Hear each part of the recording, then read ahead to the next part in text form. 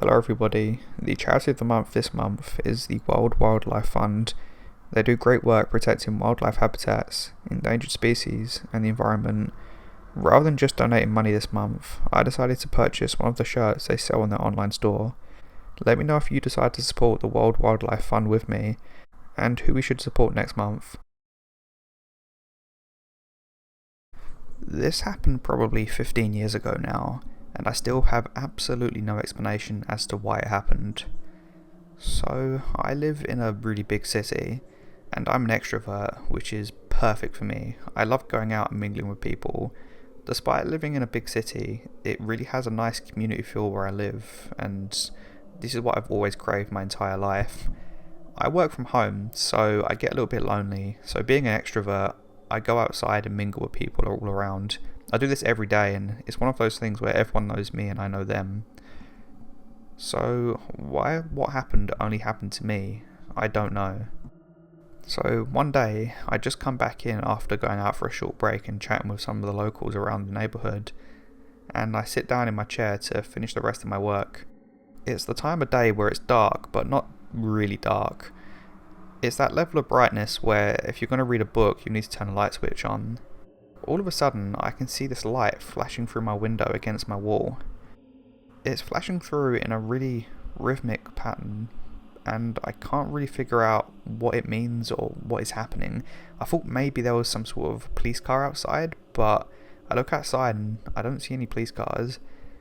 Now there's a row of bushes about 20 foot away from where I live, and from inside those bushes I could see someone vaguely in the distance flashing a torch through my window in a rhythmic pattern. I don't know what it meant or why they were doing it. Maybe it was Morse code, I don't know. I bang on the window and then I run outside and go shout at them and ask them what they're doing. But by this point they were gone. It kind of confused me. Why was someone flashing a light through my window in a slow, controlled manner? Did it mean anything? Were they trying to get a message to me? I don't know. My brain was running wild and I was completely confused. Anyway, nothing happens for around 3 weeks. One day, when I'm doing my work again from home, I hear some posts come through the post box. Obviously, this isn't uncommon, but when I go to get up and see what was there, nothing's been delivered. I was certain I could hear someone putting something through my post box, as if they were fiddling around trying to push something through. But when I get there, nothing's there. I open my door and look around and nothing. No one. No sight of anyone. This is where I'm starting to get creeped out. Is someone playing a game with me?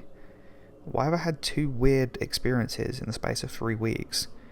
I go and speak to my neighbours about it and they say that they'll keep a lookout, but they've had nothing happen to them. This is where I'm getting a little bit concerned. I make sure that I keep all my doors locked at night, and I actually put a baseball bat under my bed just in case anything happens. Now, call me paranoid, but why is this happening to me and nobody else? What do they want from me? Is it someone playing a prank on me? Have I got a stalker? What's going on? Anyway, another 3 or 4 weeks passes, and I can hear the postbox rattling again. I walk up and I can see someone putting their hand through the postbox, but nothing coming through. I quickly run up to the door again, open it, and what I see this time is someone running down the road away from the house. This is when I realise that something's definitely off. I call the police and tell them what happened, but there's nothing they can really do about it. There's no cameras nearby, so they tell me that if anything happens again to give them a call back. This irritates me, but I decide that the best thing to do is to make sure my house is as safe as possible and to let my neighbours know again what's been happening. Again, the neighbours say that nothing's happened with them, but they're going to keep an eye out and look out for anyone who seems suspicious near my house. Another 2 or 3 weeks pass, and at this point I can hear something coming through my post box. This time I'm ready. I run up to the door, but as I do, I realise that a letter has just come through the post box. So I decide not to swing the door open and startle the postman. I pick up the letter and open it, and that's when I realise it's not a normal letter. It's on a A4 sheet of paper, and all that's written in large letters is "Hi" and a smiley face underneath. And that's when I realised that someone is definitely playing a game with me. At this point, I'm ready for this person. I want to find out who it is, so I stay up all night. Because I work from home, I can do my work whenever I want to. I decide that I'm going to stay vigilant and put my work desk right next to my window. However, when I do this, nothing seems to happen for a good 3 or 4 months. I decide that maybe the person just gave up and they were playing a prank on me. In the end, I give up and put my table and desk back to where it was before. I assume that the person was giving up playing pranks on me and that they got bored or something. So everything's normal for the next 2 years. That's when all of a sudden I get a letter come through my postbox that says, "You're in danger," in the same handwriting as before. This is when I realised that things are going to start happening again. To be honest with you, I'd saved up enough money at this point to where I could just move out. And that's what I decided to do. I put my house up on the market and I move out. This is around, like I say, 15-20 years ago now. I moved away and nothing ever has happened since. I hope this person hasn't tracked me and found out where I live now, but it's been 20 years, so I'm assuming that everything's fine. I don't know what happened to the house after I left. I was so scared. I did tell the police again, but again, there's nothing they could do. As far as I know, nothing's happened with the neighbours in that area. I keep in contact with a few of them and sometimes we talk about it, but nothing's happened since. So whether I had a stalker or what, I don't know. I don't know what this person wanted. I don't know if they were going to try and rob me, if they just wanted to mess with me. But why put a letter through my postbox that says "You're in danger" 2 years after the initial letter? I don't get it. I don't get people in general, and I don't know what this person wanted with me. But I'm happy to say that I'm safe and happy where I live now, and nothing's ever happened to me since. And hopefully, this person has no clue where I am.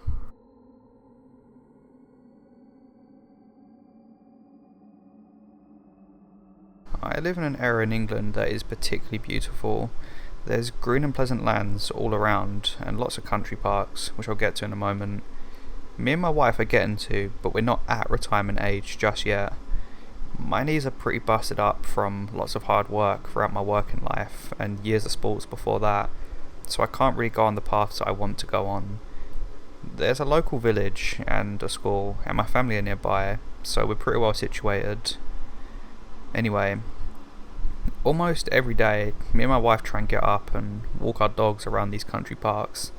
Now, there's one of them which is my favourite, but I can't really use. There's lots of hills and lots of areas that are a little bit slippery for me. I really want to be able to ride a bike up and down these hills, but I just can't manage it at the moment. So we normally avoid that one. There's another one that has a beautiful lake that runs alongside the path, which is better in the summer. And there's another one that's most nearby that is pretty flat, and it's almost like a gravel path that runs for a few miles and leads back to a general car park. So that's the one we normally take. Normally, I get the dogs in the car. We have 2 dogs, one called Stacy and one called Happy. I know Happy's a funny name, but our granddaughter named it. Anyway, so we take the dogs, we get them in the car, and we walk along these trails. Normally, everything's fine, but this one time, our dog Happy was acting a little bit strange. She was acting as though she was getting spooked by things, which she doesn't normally. So we kept walking and just found it a little bit odd. That's when we noticed a group of young guys walking behind us, all with their hoods up. Now, I'm not particularly worried about this. They appear just to be walking around, and who knows, they could just be a group of friends that are walking around the path too and enjoying the day. But after another half an hour of walking around, I start getting suspicious. Every single turn we make, they make too. There's various different routes you can take along this path, and they all lead back to the same place, but take various different routes to get there. The chance of someone following you on this route is pretty slim, but they follow us through every single narrow winding path, and at one point they start to get a little bit closer. Now, I'm getting kind of freaked out, and the dogs are spooked out too. My wife says sometimes dogs have a kind of sixth sense, and they can tell when something's not right. maybe this is the case because I turn around and I say to my wife I'm going to go speak to the guys. As I start walking towards them, they disperse and walk away into the wooded areas. Now, with my knees being bad, I can't be walking over all the broken logs and slippery leaves that are on the floor, so I just throw my hands up in the air and walk back. I say to my wife that we should head back to the car, and we decide to do that. So we slowly put the dogs on their leads and walk back to the car. As we're maybe 200 meters from the car park, these guys appear even closer to us this time. That's when they realize that we're probably going back to our car, and they start walking even faster towards us. They're probably only 20 feet behind us still, but they're really making ground on us, and with my knees aching, I can't walk much faster. I tell my wife to take the dogs and get in the car, to which she does. She jogs towards the car and puts the dogs in, but as soon as they see her jog, they start light jogging too. This is when I get really freaked out. I'm not sure whether I should turn around and confront these guys or head back to the car. I decide the best thing to do is keep walking at a normal pace, which I do. I get back to my car and my wife has put the dogs in and is sitting in the driver's seat of the car. As I'm about to open my door, the guy starts to sprint towards my car. That's when I get in my car quickly, shut and lock the doors and tell my wife to drive. We speed off in a hurry and out the gate just as the guys reach our car. I look back in the mirror and I can see the guys shouting at each other and pointing at each other, clearly annoyed that we'd got away. I don't really know what these guys wanted with us, and I don't know what their plans were, but I'm glad that me and my wife got away. Now, this experience isn't going to deter us from going back to these country parks again, but we're definitely going to have to stay more vigilant.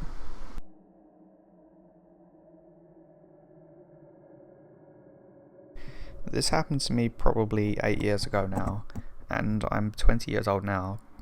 I live in a small town. It's not necessarily in the middle of nowhere, but it's fairly remote. I'm outside of a big city, so people still pass through. I've worked the same dead-end job that I've been in since I was 16 or 17 years old. Most of my friends have moved out of town now, so I'm a bit of a loner.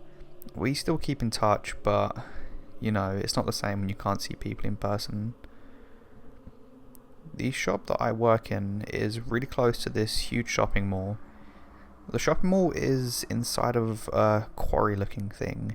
If you've seen one before, you know what I'm talking about. It's almost like there's massive steep hills all around and there's a shopping mall in the middle of it. It's kind of confusing to describe, but if you've seen one, you'll know. So, I work in a shop that's probably only a 15-minute walk from this shopping mall.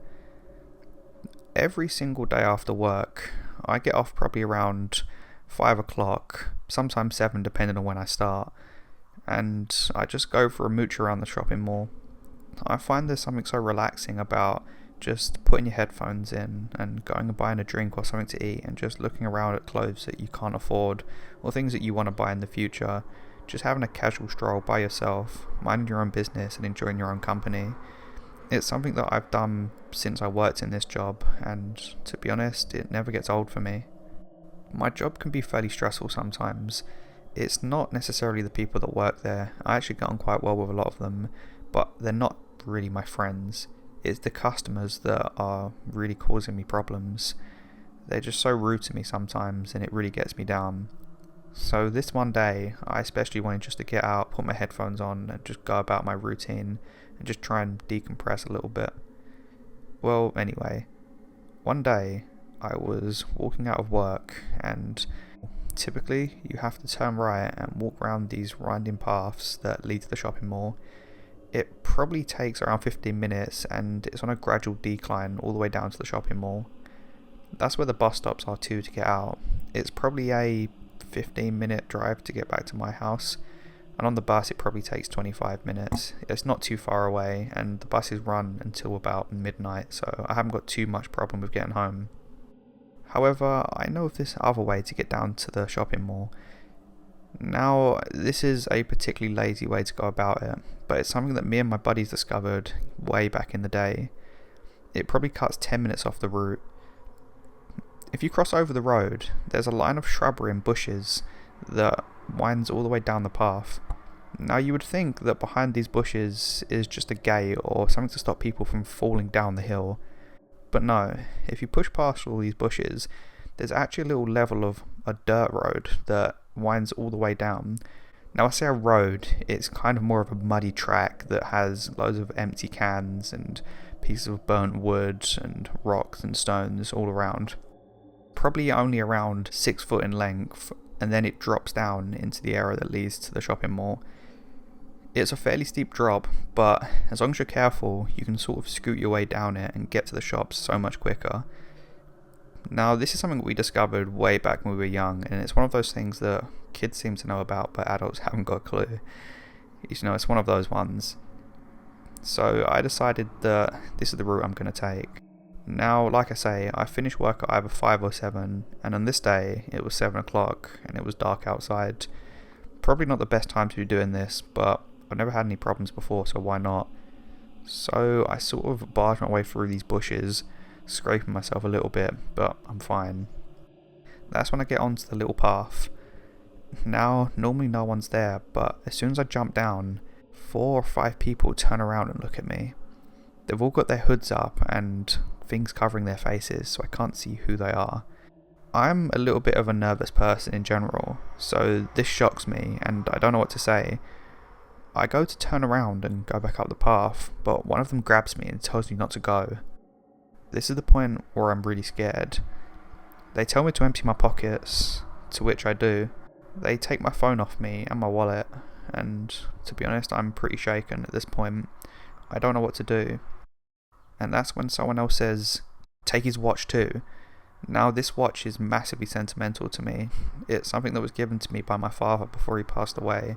So to me, this is not something I really want to give up.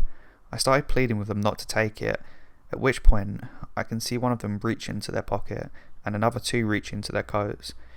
They start shouting things at me, but I think I'm having an anxiety attack because the words aren't making sense to me. I'm just slowly trying to backtrack whilst they're hurling abuse at me and shouting instructions to me, but I'm frozen. I don't know what to do and I'm so scared. This is when fight or flight kicks in. It's either try and take on all these guys or jump down this steep hill that leads to the shops. Without even thinking, I run and I jump down this hill that leads to the shops. I start rolling and tumbling and barrel rolling down this hill. I make it to the bottom, but I'm badly hurt. My leg felt broken and I couldn't move my ankle. I had a cut on the top of my head too that was bleeding quite a lot. Thankfully someone saw me jump down and they came to help me quickly. I got taken into a little medical room that was in the back of one of the shops. They called the police for me, but there was nothing the police could do. I didn't see any of their faces and they'd run away with my stuff by now. I still had my watch on me, although the face of the watch did crack a little bit as I jumped and barrel rolled down the hill. Thankfully I made it out safely, and to be honest with you, I'm scared to ever go back to that spot. I'll never be taking that shortcut again.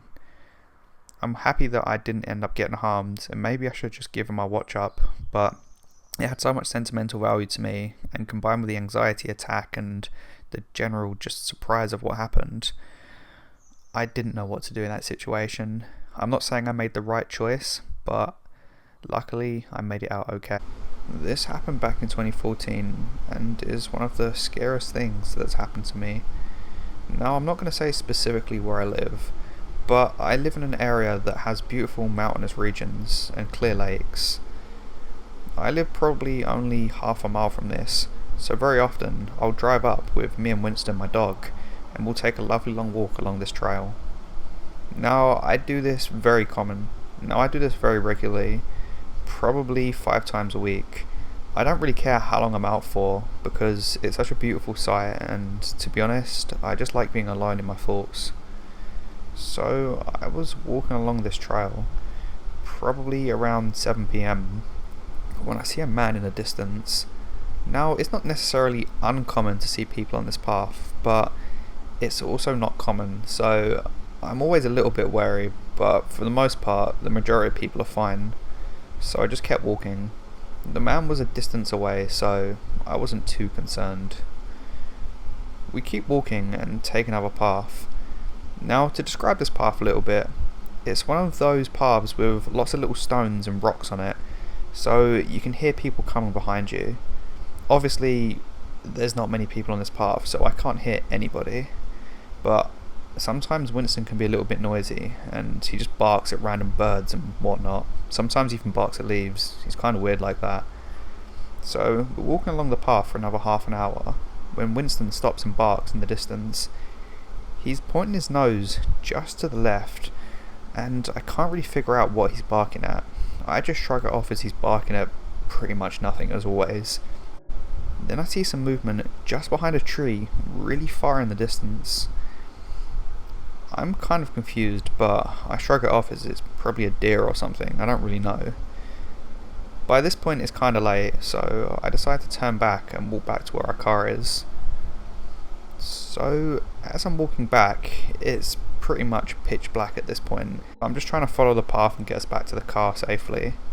That's when I hear footsteps behind me. Like I say, you have like pebbles and rocks on the ground near me, so you can hear when people are coming behind you. It didn't sound like it was too far in the distance though this time. It sounded as though the person was 15 feet behind me maybe? I can't really tell.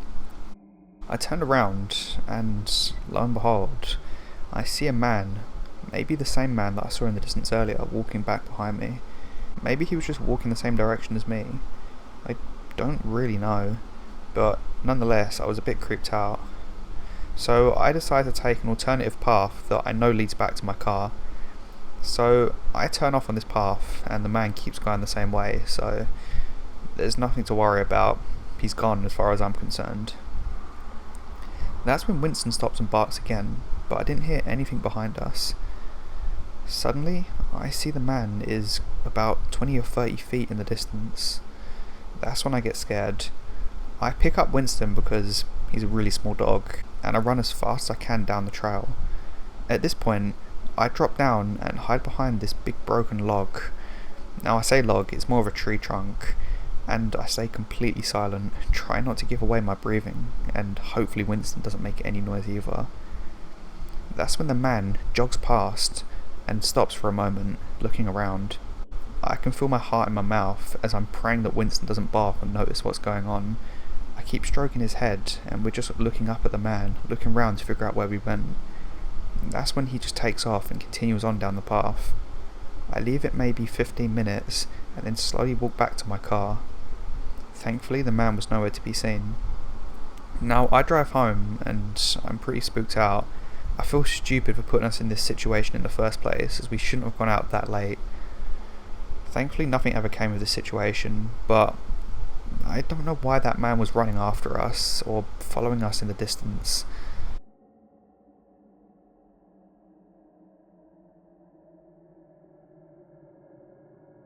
Hi everyone, it's me again. I actually forgot to mention that I had another scary experience on this exact same path just 2 years prior to this incident. Now, for those of you who didn't read my previous post, this area that I live in has beautiful scenery. There's a mountainous region and beautiful clear lakes all around. I live probably only half a mile from this, and I drive up and walk my dog Winston there normally, but sometimes I just go on my own. This time, I was just going on my own, so I pull up and step out onto the path. I want to provide you with some scenery for what happened. I want to provide you with a picture of what this place looks like. So you step out. You're initially on this rocky path that has pebbles, rocks and stones of all different sizes on it. The kind of trail where you can hear people walking behind you. There's a steep rock face that is probably at a 45-degree angle that leads to a lovely clear lake. And all around there's these vast areas of mountains. Now the path that you're on, of course, initially looks big where you're standing, but the more you look into the distance, the more you can see the path getting smaller and smaller as it loops and weaves around different areas of the mountainous regions, and you see it spring up in different areas that you didn't see before. It's a really lovely, beautiful path, and to be honest, I appreciate it so much. So I start walking on this path. This is winter time and the ice lake is completely frozen over. The rocks are really slippery and there's not many people about. Now, I don't know if it's just me being stupid and not going out at the right time, or if I just love avoiding people and like being on my own, but I always seem to go out at late at night or around this time of year. So I'm walking around this winding path, and I walk for probably 2 or 3 miles with my headphones in, just enjoying myself. Now, me being stupid, I get a little bit too close to where the rock face leads down at a 45-degree angle to the water, and I trip and fall down. I roll down probably 15 feet, 20 feet or something, and normally on any other day I would land in the water, get up, shrug it off, and just be a little bit embarrassed for the rest of the day. But this time I actually twisted my ankle, and I get up and my ankle's throbbing and I can't put any weight on it.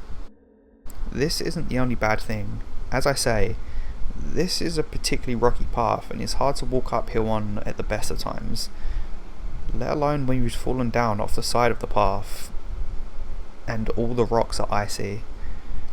I try and get back up, but I can't seem to get my footing and I keep sliding back down, not to mention the pain of twisting my ankle. And as I mentioned earlier, no one really goes for walks at this time of year on the path because it's pretty dangerous and freezing cold outside, so I'm on my own. After about 20 minutes of trying to figure out how to get up and going 2 foot forwards and 3 foot back, I start to panic. I really don't know what I'm going to do in this situation, and my phone has no reception at all. I start to think of what would happen if I didn't get back for Winston, and if no one even knew I was here. What about when night sets and it gets even colder? What if I get hypothermia? I don't know what to do.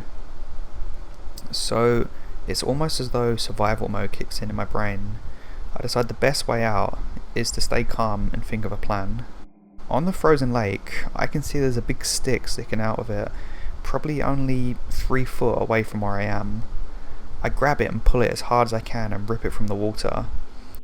So what I do from this point is sort of scoop myself up 2 or 3 foot and dig the stick into the ground and push with my good foot and push myself up a little bit further. It takes me maybe 20 minutes to get to the top of where I started, but it takes me maybe 20 minutes to get back up onto the trail, but I managed to do it. And with my ankle throbbing and completely swollen, and I'm so cold and exhausted, I make it to the top.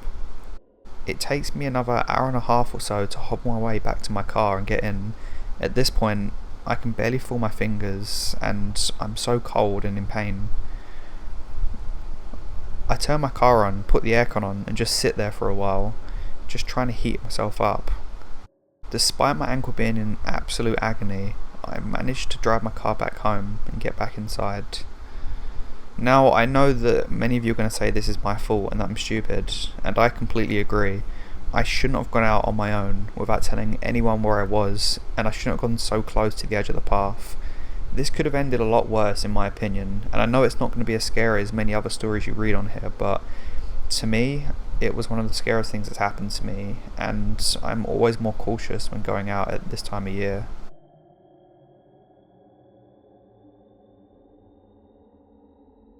This happened when I was younger, and the thought of it still scares me to this day. So, I and a lot of my friends, when school was out, used to go over this park and just chill out. We used to play football and card games and just hang out and do whatever we wanted to do. We stayed here probably 5 hours of the day and just did whatever we wanted to and just enjoyed our freedom. I had a friend that lived close to the park, so sometimes we'd go back to his house and just hang out and play some Xbox and order pizza and have drinks or whatever, but we always ended up going back to the park and just playing and hanging out. Anyway, at around 6 or 7 PM, they locked up the gate to this park so no one could get in. Me and 2 other of my friends decided this might be a good time to jump over the gate and just have an explore. Now looking back, I don't know what we were exploring. We used to spend all day every day in this park, so it was just exactly the same, just dark. But one of my friends mentioned that there was another area that he'd never been to. Now, this area was even further back than we used to play our games, and it led to a gate that had a warning sign on it. So we walked up and peered through the bars. It looked like it was just some kind of junkyard or something, We couldn't really figure out what it was, but there were warning signs and security signs all over, so I didn't think it was a good idea. Anyway, despite me not thinking it's a good idea, my two other friends thought it was a great idea, so even despite me warning them not to, they decided that they were going to jump over and said what's the worst that could happen. So they jumped over the gate, which, to be honest, I didn't want to do because of the spikes on the top, but they convinced me and I jumped over. Now, we were just having a wander around when a huge spotlight came on. That's when things went downhill quickly. All of a sudden, I heard a door open and a man shouting. I couldn't figure out what he was saying because my heart was beating so fast, and then I heard dogs barking. Me and my friends decided that we're going to quickly run round to the area that we jumped over and get back over the gate and sprint back. But as we did this, the man spotted us and fired a gun in the air. That's when we knew that this was a really bad situation and we'd broke into a place that we definitely shouldn't have.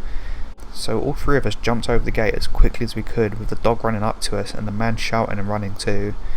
We jumped over, our hearts in our mouths, and started sprinting back towards the gate that we came from. The man unlocked the gate and let the dog out, and the dog was chasing after us. Just as we got back to the initial gate that we jumped over to get into the park, we could see the man running towards us in the distance, and the dog had caught us up. Two of my friends had jumped over, but I hadn't yet. I was so scared that I was almost frozen. I was trying to climb up, but I couldn't. My hands felt like jelly and my legs did too, and the dog bit onto the bottom of my leg. I felt this shooting pain rise all the way up the back of my hamstring and into my lower back. The dog bit again, and I knew that I was going to be bleeding, and that almost shot me into action. I quickly pulled myself over the gate and dropped down onto the other side, slamming on my left side. My friend really quickly picked me up, and luckily my other friend had already gone over to our mate's house, who lived really close to the park. They opened the door confused, but we all just ran in and closed the door and explained the situation to them and told them to be quiet. Luckily our friend did live so close to the park though, because the dog and the guy with the gun came running through the gate, looking round for us. Of course, we were nowhere to be seen because we were in the house, and we could see him walking up and down the road looking for us with his dog. Now, I'm not saying the man would have shot us, or the dog would have eaten us alive, but I don't know what damage could have been done, or what kind of guy this was, and what he would have done with us. We clearly trespassed somewhere that we shouldn't have, and even though I knew it was stupid, we just wanted to explore. We weren't intending on doing any harm, but that guy didn't know that. Thankfully our friend did live so close to the park, and we were able to get into a safe place quickly without him seeing. That's probably the scariest thing that's ever happened to me, and I still think about it to this day. The wounds on my leg healed, but I still have scars from when that dog bit me.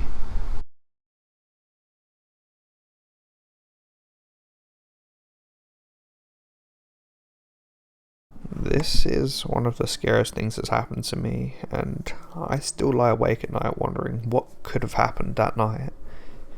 So, I'm not the most popular person in the world, and this was especially the case 5 years ago when I was at college.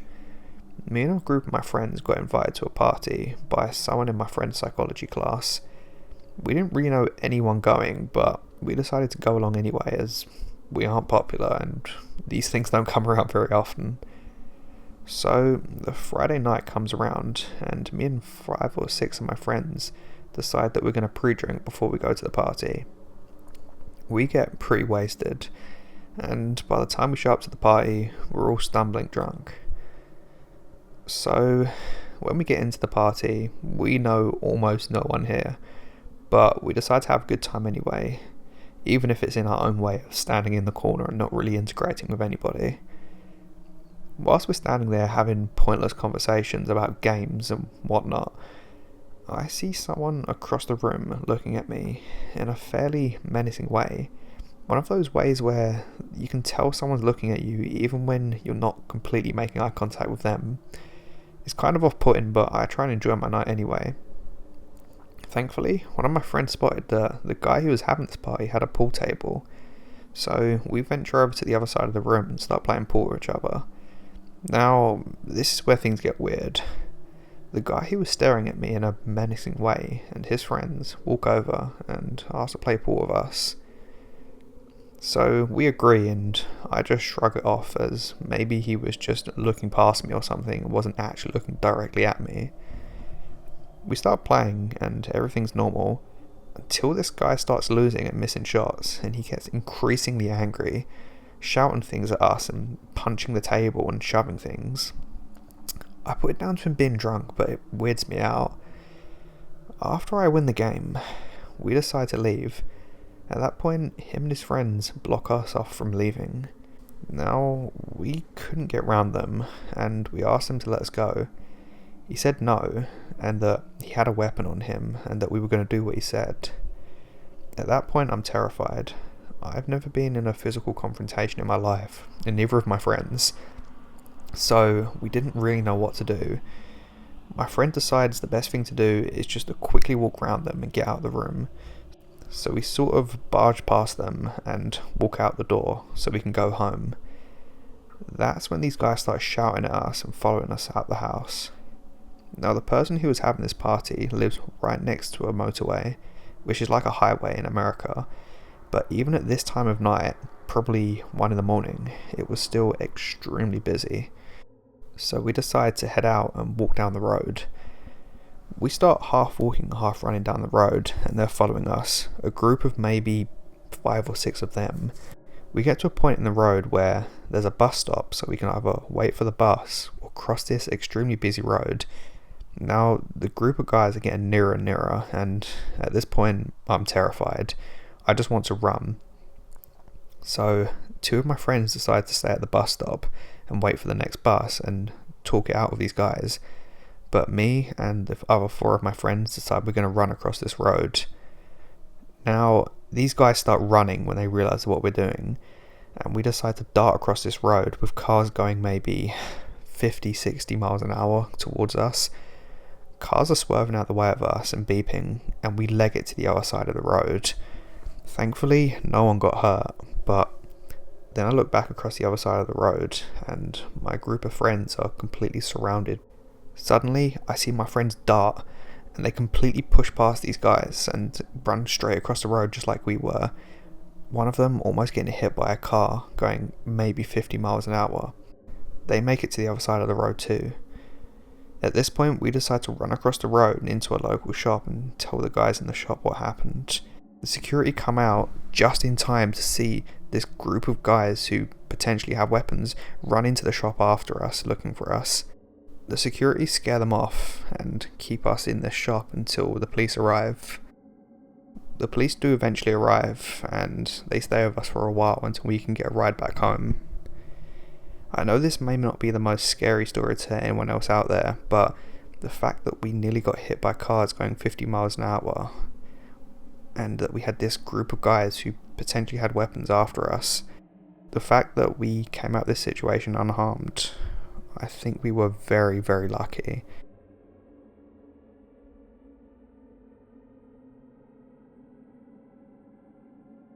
So the story I'm about to tell actually happened to me. I'm surprised that I've never told this story on my channel before, but here we go.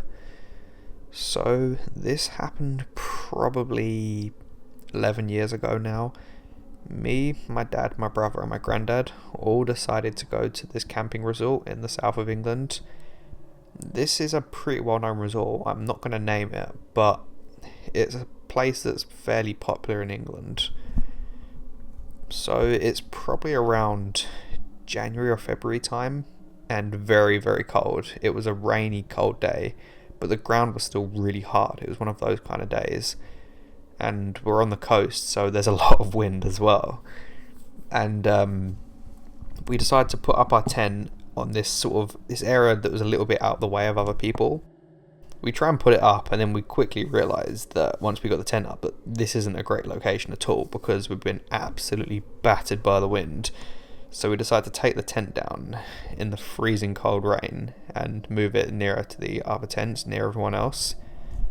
So we put up our tent and we have a pretty normal night. There's actually a place to go to get pizza and that kind of thing, so we do that and we decide to go to sleep. So I'm laying on my side and all I can hear is the rain on the tent, and I have a very vivid memory of my side of the tent kept blowing up and cold air kept blowing in my face. It was really horrible. It was a freezing cold night as well. It must have been one of the coldest nights of the year. It was absolutely freezing. I was shivering even under all my covers and everything. I was so cold. But this is when the problem started. So we didn't really take much notice beforehand of the other people around us. So in the location that we were in, there's loads of other tents around us. Like all the tents are maybe 10, 15 feet apart, and there's probably 30, 40 tents just in this little area. It's full of people. But the people that were just opposite us were making a lot of noise at this time of night, and it was maybe 11 o'clock at night, half 11, but they were making a considerable amount of noise. It was almost like they were very, very drunk and having a party almost. But I remember walking past this tent earlier and seeing kids in there, so I was kind of just surprised that they were being this noisy at this time of night with kids in their tent. So I could hear other people getting up and wondering the same thing. We could hear other people going up and complaining too shortly after this, so we decided just to leave it. So it quiets down for a while, and it gets to around 2, 3 in the morning. I can hear kids wandering around outside, and at first I don't really think anything of it, but then it gets weirder because none of the parents are outside or anything, and the kids are just wandering around doing whatever they want. That's when I realised that this could go very wrong very quickly, because not even 20 feet away from us there's this huge lake, and the path that leads down to this lake is completely, it's a very steep mud path, but it just sort of drops off at the end and doesn't have any sort of steps leading to the water. It sort of just stops and then drops down into the water. It's maybe like a 2 or 3 foot drop straight down into cold water. So I get up, and so do my dad and my granddad and my brother, and we go outside and we try and figure out what's going on outside. No one else is outside but us and these kids, which is a bit weird. So my dad and my granddad try and get these kids back to their tent, and when they do get them back to the tent, they realise that these parents are on drugs or too much alcohol, and they're completely passed out, and you just cannot wake them up. Like, they're all completely passed out. Like, when you shake them, you can barely get them to acknowledge you're there. But their kids are all running around outside. So obviously this is a pretty concerning situation, but no one seemed to help us. We called the police as well just to get them down, just because this isn't a safe situation for the kids at all. At that point, I decide to look around, see if there's any more kids, and that's when I spot a little girl, maybe 4 years old. I don't really know how old kids are. She was very small and couldn't walk great, but she was walking down that slope that led to the drop off into the water, and she was maybe 10 foot from it. So I ran down the path and grabbed her just before she fell into the water. I was obviously happy that I'd managed to stop her going into the water, but we had the problem of the parents, so we had to go up to other people's tents and wake people up and try and get them to come out and help us. And a lot of people refused, actually, which is a bit annoying. But there were a few families that actually decided to help us and stay with the kids until the police came. Eventually the police came and did say to us that they'll stay with them and that we can go back to sleep. But I don't know what happened after that, because that morning we just packed up and left and decided that we didn't want to be around that sort of environment, and we just went. But yeah, that's my story of what happened that night.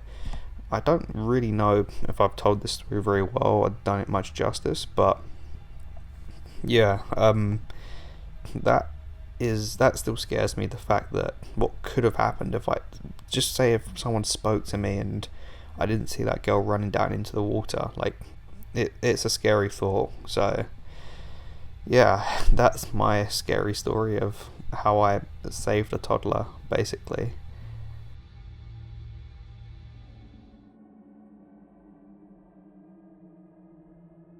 If you've ever had a near-death experience, you know that it's something that doesn't easily leave you. This happened probably 15 years ago now, but the thought of what happened still scares me to this day. So, me and a group of my friends, probably 7 or 8 of us, decided to head out to Crete. We did this because there's areas in Crete that are great for partying, and we just wanted to have a good time. The area we went to is very well known for having a very, very lively strip that's full of people that are fresh out of college and in their early 20s trying to escape their parents and just have some freedom. We decided to stay just a little bit off of the main strip.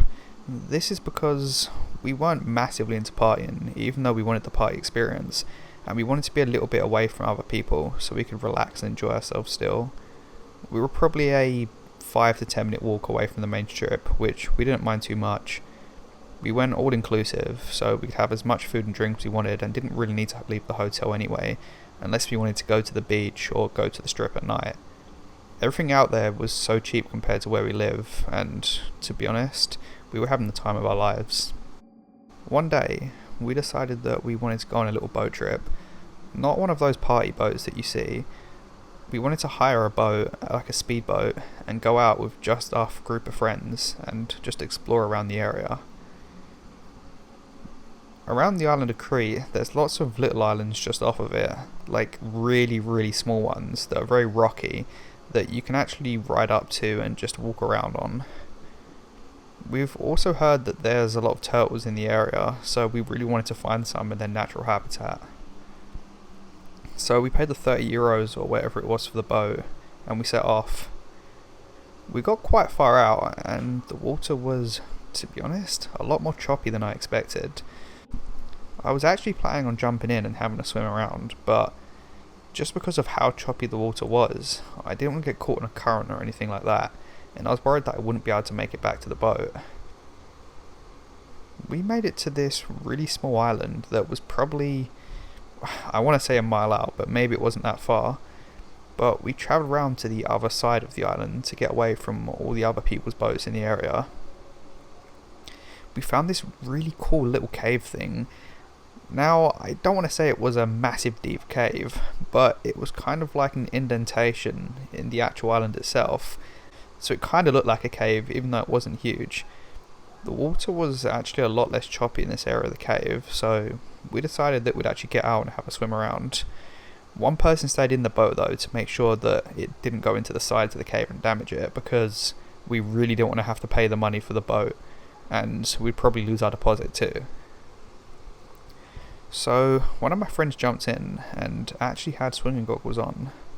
Underneath, they could see there was this little ledge that appeared to go up into something else under the ground. We were very keen to explore under here, but obviously without snorkels or any breathing equipment, we know that we wouldn't really be able to make it far. I wasn't really thinking straight. This is probably due to a lot of the day drinking and whatever else, but I said that I would go under there and see what it led to.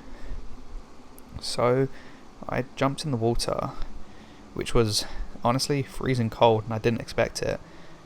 I held my breath, put my goggles on, and dove into the water. As I was going down, I could see this almost ledge looking thing that my friend was talking about. I popped up and there was actually a really small air pocket inside of this cave. It was really small, but I could put my head in and breathe for a few seconds at least. So I decided that I would just stay here for a minute or so and just catch my breath and decide where I wanted to go next. I wondered if there were more of these ledges as we went along, so again I dove into the water and popped my head up again, back into the same ledge that I found before. Well, that's what I thought anyway. There must have been multiple ledges, all on the underside of this cave. At this point I realised that I don't know where the original one was, or if I even went in the same direction as before, and I started to panic. This is probably due to the alcohol again and me being completely disorientated for that moment. But stupidly, I decided to dive under and try and find my way out. I dove under, expecting to find the ledge I was at before, and as I went to come back up, I couldn't find the original ledge, or even the one I was at before. This is when panic set in. What am I going to do? I'm holding my breath and I can feel my heart starting to beat faster as I can't seem to find anywhere to get some oxygen. I start swimming around, and this is when I go further and further away from where I originally was. At this point, I feel like I'm going to pass out and my heart's beating at 1,000 miles an hour. That's when I felt my friend grab my arm, as they must have come under, wondering what happened to me and where I was. They grabbed me and pulled me back to the original spot that we were in with our boat. Just at the point where we come back up for oxygen, I started seeing little black dots in my peripheral vision and knew that I was on the verge of passing out. My friends got me back onto our boat, and I cried and was just in shock. We decided that we'd head back and get back to our hotel, so we brought our boat back and headed back to the hotel. I will never be so stupid again. Like I say, I was young and dumb at the time, but the thought of what could have happened if my friend didn't come under looking for me terrifies me to this day. I have no doubt that I was moments from losing consciousness underwater, and if no one was there to find me, who knows what would have happened to me.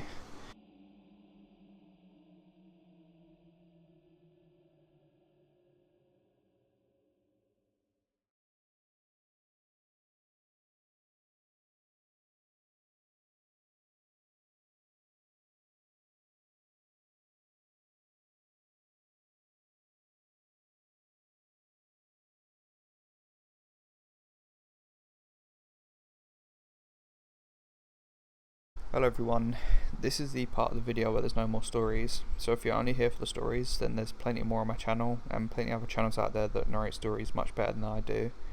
But if you're only here for a chat, then me too. Again, I'm sorry if you can hear the wind in the background, but I'm sitting in a place that's really windy. Some of you actually said you found it relaxing last time, so I decided to sit here again, and I don't know if it's overwhelmingly noisy or if it's just the right amount of noise. It's just hitting against my window's open, so you can sort of hear it. And it's quite a nice breeze, to be honest. So if you like it, let me know. Anyway, I've just had my lunch. I had a I had a salad and some sausages. But do you know what? I really want to try sea bass. I've heard it's really nice, and I don't really know if it's going to taste too fishy for me. I've never actually eaten it, but I quite like tuna, and I like salmon, and I like whitefish and cod. I'm just not a massive fan of scampi, so I'm hoping it doesn't taste too fishy, if that makes sense, but I'm going to give it a go. I really enjoy fish. I don't like seafood though. You know, like prawns. Ugh, they make me feel sick. I think prawns and shrimps are just disgusting. I have a massive dislike for like general seafood, like what they're called, scallops or something, or mussels. Ugh, it's disgusting. Oysters. Ugh, it's like snot. It's disgusting. I don't know how people can eat. Honestly, I looked at one once and I just thought, no, I can't eat that. It's vile. But yeah. If you've ever had sea bass, let me know, because I'd like to know what it actually tastes like. I actually can't record for a week or so after today, so I thought I'd record this little outro bit and do a compilation for today, just until I can record again. So I thought, why not just have a little chat before I go, and I can't come back for a bit. But yeah, I'll be back recording videos soon. It's just I'm quite busy for the next week or two, but this might be coming out for another week anyway, so you probably won't be missing anything really. I mean, there's so many other channels out there anyway, isn't there? You're not really going to miss mine. There's people up there that upload hundreds of stories a day and whatever, and do loads of interesting topics, so I'm sure you'll be fine. I wouldn't miss this.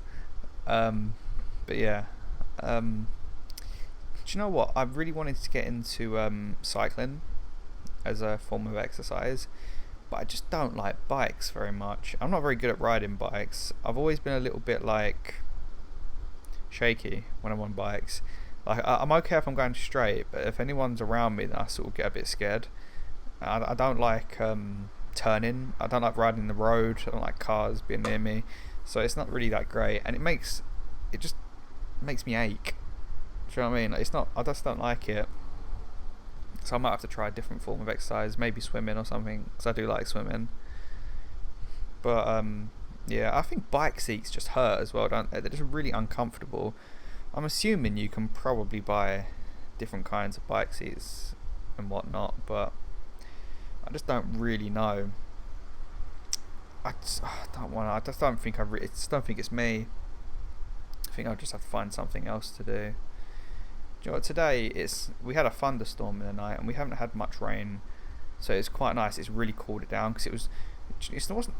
Well, it was hot, but it wasn't like the nice heat where it's like the sun's out and everything. It was sort of like overcast, but like boiling hot still, and humid, just really muggy. The air was really muggy. It was horrible. Do you know what I mean? You're sweating.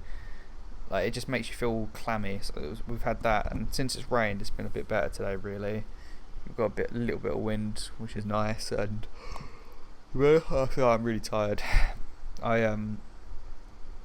Yeah, it's just quite nice. It's cooled down a little bit now. I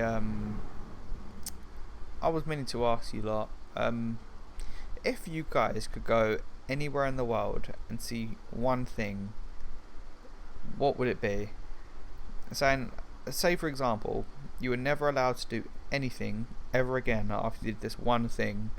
This is like your last request. What would be the thing you went and did or saw or anything? What would it be? And I mean as in like going and doing something one last time. What would that be? What activity would you do? Like would you... I don't know. I don't even know how to answer it myself. I don't know what it would be. And one other one I was wondering as well is, if you knew the world was ending tomorrow, what would you do?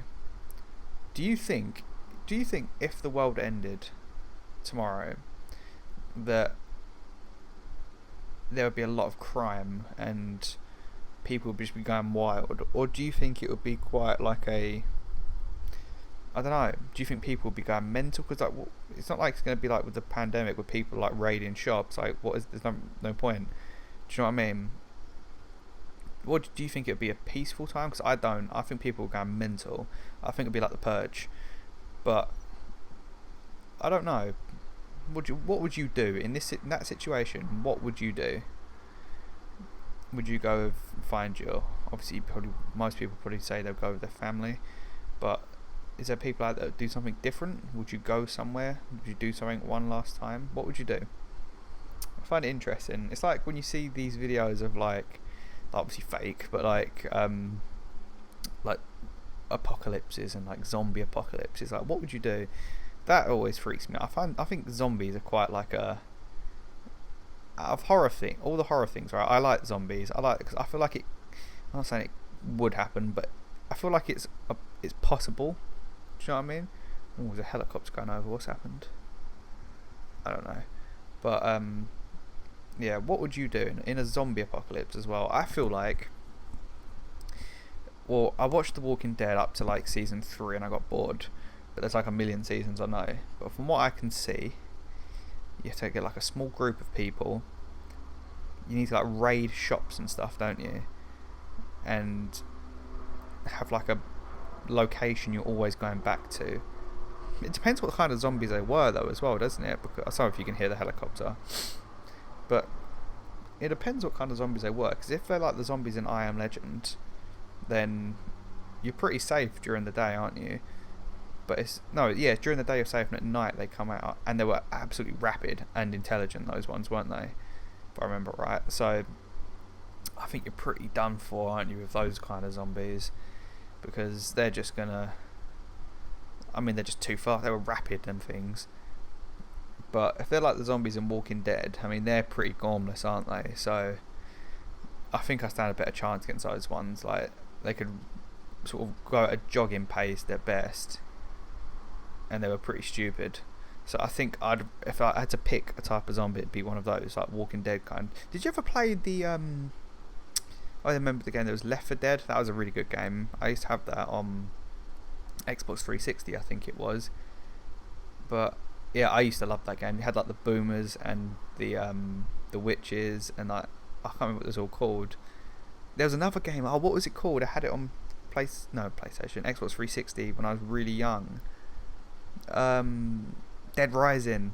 You in the shopping mall? Did any of you have that game? I used to love Dead. That's probably my favourite ever game, Dead Rising. When you had all the zombies in the mall, and you had to like find people, and you had using that little like area, like in like a loft or something, weren't you? And you had to get survivors and get resources and whatever. And there was like bosses, weren't there? Like there was this like guy with a chainsaw inside of a like hardware store. I can't remember what it was called. I used to love that game. That game was brilliant. But like the zombies in that, they're kind of like the ones in The Walking Dead. Like they're pretty stupid. So I think I could fare quite well with them sort of zombies. Anything that can sort of pick up the pace a bit and outsmart me, I'm done for. I think. I don't know. I think I get spooked as well.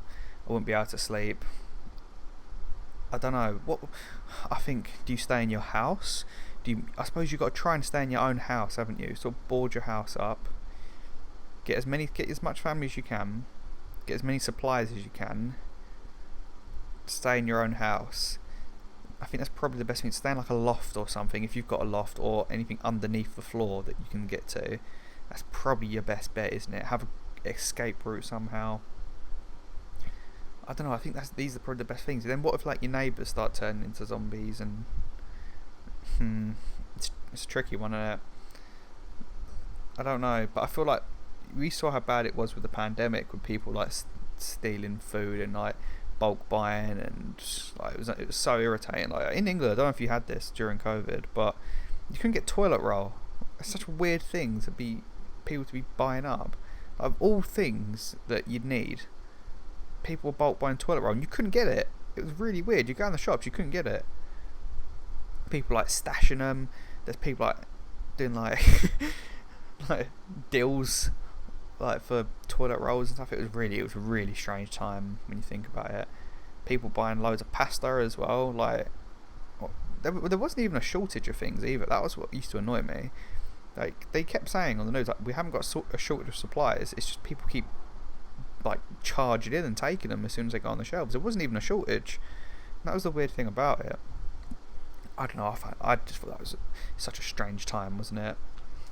I can't remember. I don't know if where you lived during COVID, was there anything that kept going out of stock for no reason? Like it was just a weird thing to go out of stock.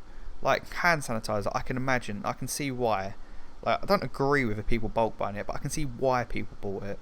Like soap and that kind of thing. But toilet roll, do you know what I mean? Like why?